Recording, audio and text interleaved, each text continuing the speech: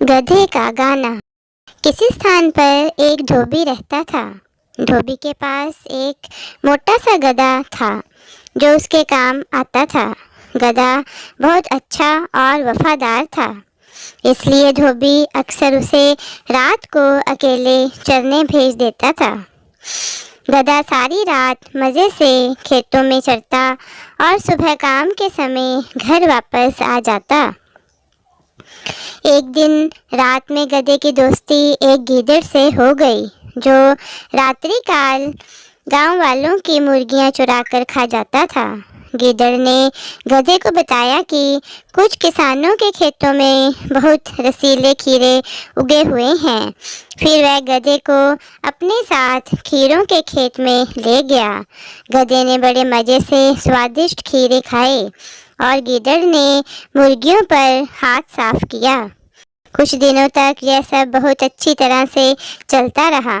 एक रात पूरा चांद निकला था। चारों ओर चंद्रमा की रोशनी फैली हुई थी। गधे का मन गाना गाने के लिए मचलने लगा।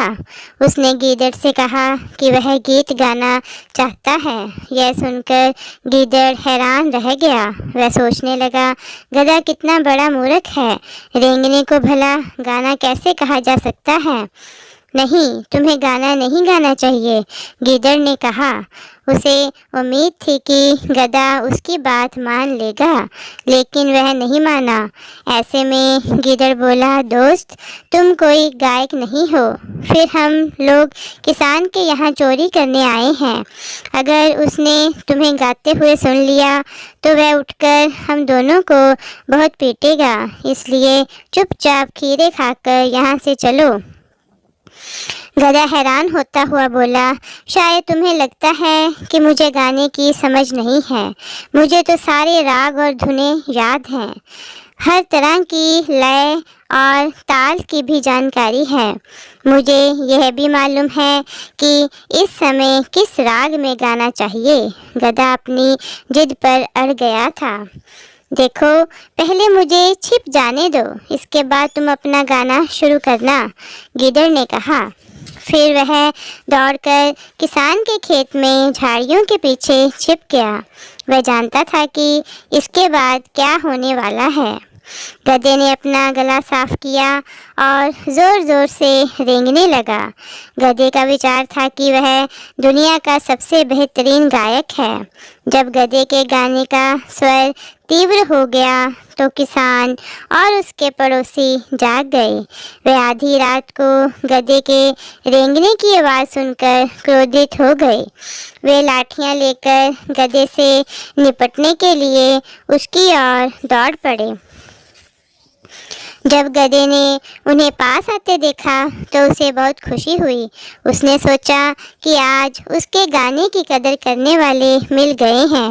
वे सब उसके गाने की तारीफ करने आ रहे हैं, इसलिए वह बहुत तेज़ आवाज़ में रेंगने लगा।